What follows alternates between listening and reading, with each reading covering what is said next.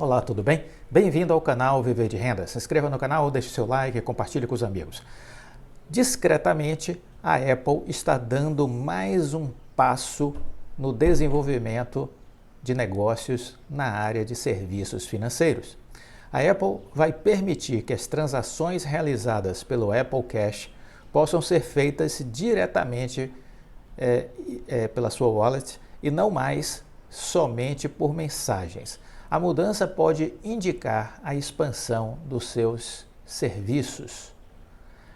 Pelo menos desde 2014, quando lançou o meio de pagamento digital Apple Pay, a Apple já dava pistas de que seu objetivo no longo prazo seria encontrar uma maneira de concentrar todas as transações financeiras em um produto que levasse o logo da maçã.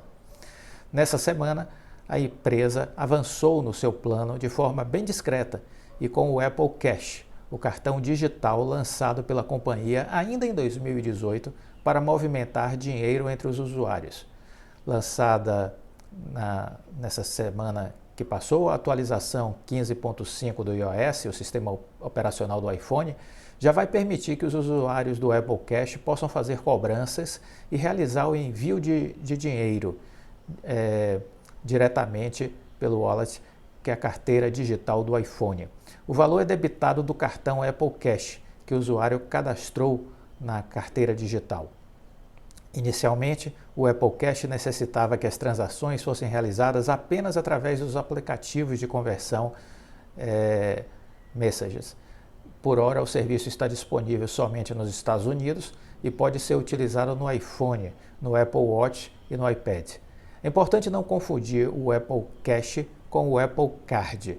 O primeiro funciona quase que como um cartão de débito, em que o usuário carrega um valor e realiza transações como pagamentos e transferências.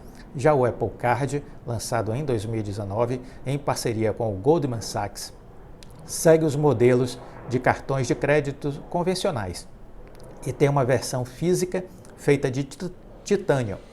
Segundo os dados da consultoria Cornerstone Advisors, mais de 6,4 milhões de usuários nos Estados Unidos já utilizam o Apple Card. A Apple vem mostrando que está cada vez mais interessada em embarcar no mercado financeiro. Em outro esforço, a Big Tech vem se movimentando no segmento de Buy Now, Pay Later, o bom e velho crediário, que movimentou mais de 100 bilhões de dólares nos Estados Unidos em 2021. Nos últimos meses, o foco tem sido o mercado europeu, tanto para o crédito como para o cartão de crédito. A prova foi a compra da fintech britânica Credit Kudos, que atua como um Open Bank por 150 milhões de dólares, numa transação realizada em março deste ano. Fundada em 2015, a startup é especializada em score de crédito e compete diretamente com empresas como a Equifax, a Experian e a TransUnion. O serviço permite que as emissões de cartões possam ter informações financeiras mais precisas dos solicitantes, algo válido para uma companhia que quer explorar novos mercados.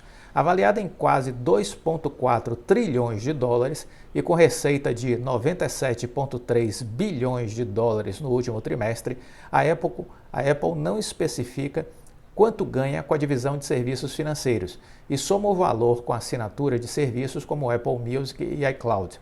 No total, os serviços da Apple renderam 19,8 bilhões de dólares em seu segundo trimestre fiscal.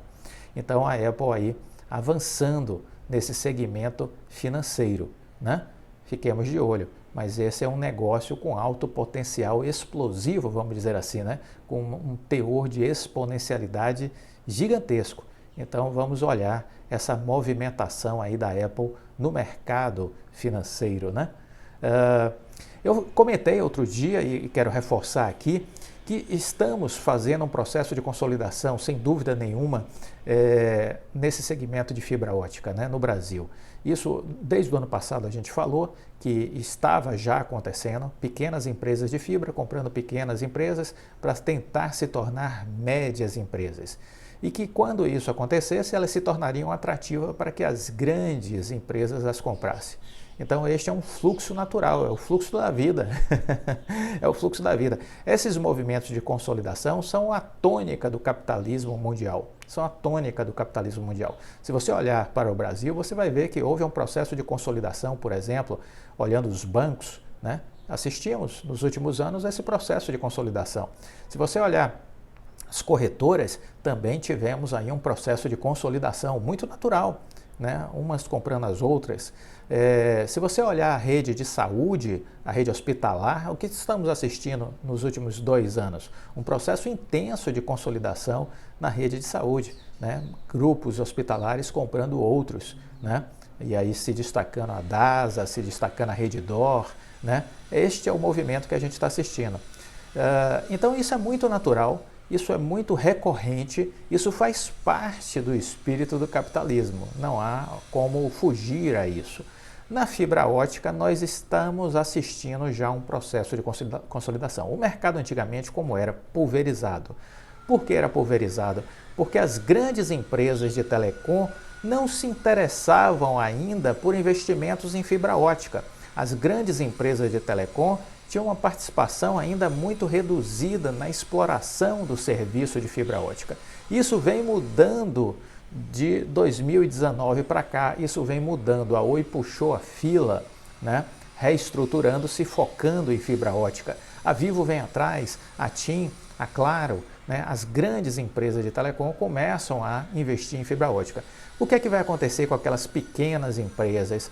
Pequenas empresas comprarão pequenas empresas na tentativa de se tornarem médias empresas.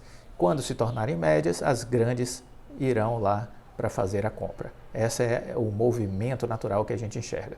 Então, o case que citamos outro dia da EB Fibra mostra muito isso. A EB Fibra é o resultado, um fundo de investimentos, a EB Capital, do Pedro Parente, com outros 2 sócios, começou a comprar empresas de fibra, comprou 8, né?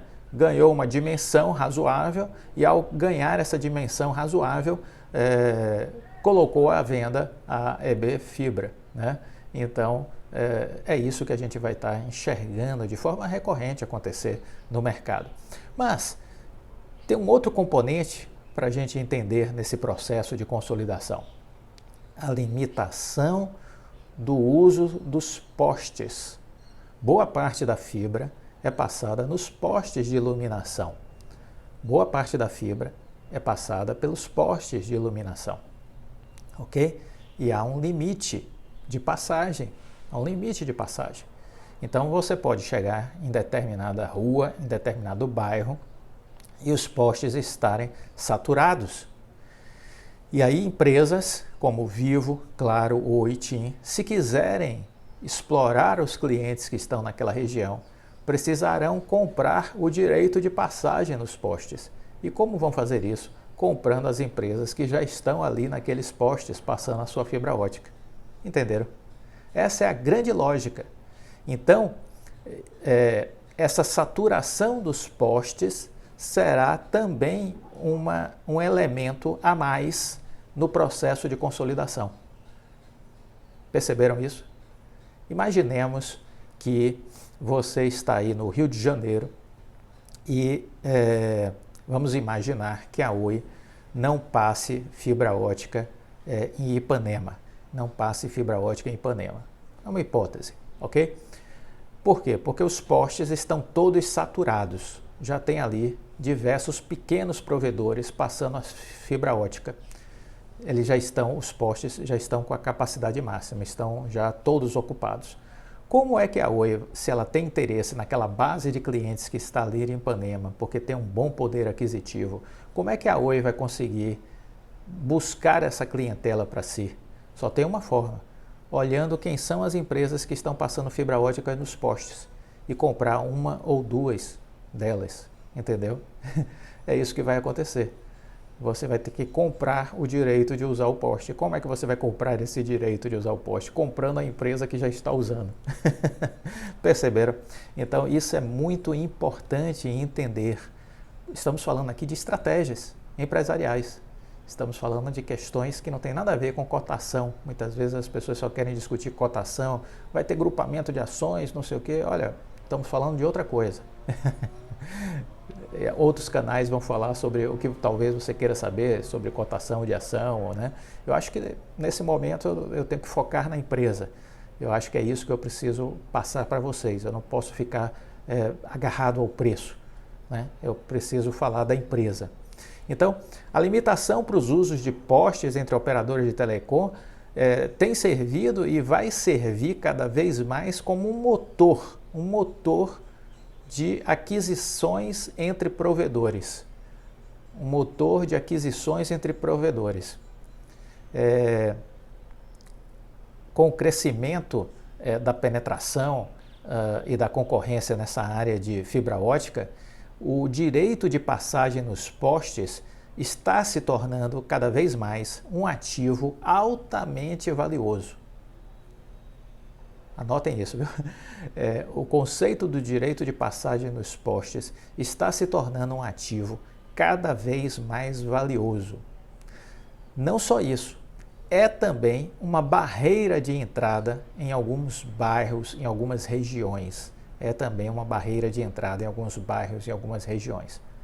Portanto, comprar outros fornecedores será uma das poucas maneiras de entrar no mercado. Comprar outros fornecedores será uma das poucas maneiras de entrar no mercado. Alguns provedores estão inclusive adquirindo outros para oferecer seus serviços, já que os postes estão com o máximo de capacidade de utilização, né? Isso, por exemplo, já está sendo verificado em alguns estados, como Paraná e Santa Catarina. Isso já está sendo verificado em alguns estados, como Paraná e Santa Catarina. Então, torna-se parte da estratégia de expansão das empresas de fibra ótica considerar o direito de passagem nos postes, se quiserem ganhar mercado e escalar a sua base de clientes, né? Aí alguns diriam, mas você não pode passar a fibra por baixo do solo, por baixo da terra? Você não pode passar isso sem ser necessariamente nos postes de energia? Sim, é possível fazer isso, mas é muito mais caro. É muito mais caro. Então, essa opção, por exemplo, de fazer uma passagem de rede subterrânea, torna os custos proibitivos. Só para título de curiosidade, a Enel, que é a companhia de energia, né, ela tem um cálculo que serve para a nossa análise, o quilômetro de dutos para a instalação do cabeamento de fibra ótica poderia custar cerca de 5,5 milhões de reais por quilômetro. 5,5 milhões de reais.